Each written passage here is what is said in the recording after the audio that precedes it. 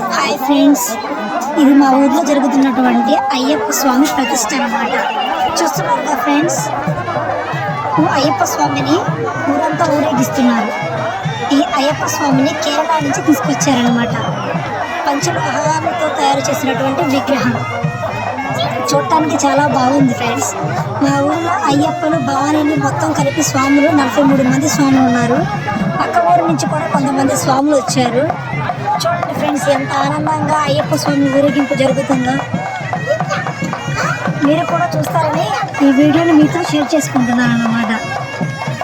మీకు కూడా నచ్చిందని అనుకుంటున్నాను. దీని ప్రత్యేకత ఏమిటంటే, కేరళ నుంచి స్వాములు ఇక్కడికి వచ్చి ఈ అయ్యప్ప స్వామి విగ్రహానికి ప్రాణప్రతిష్ఠ చేశారన్నమాట.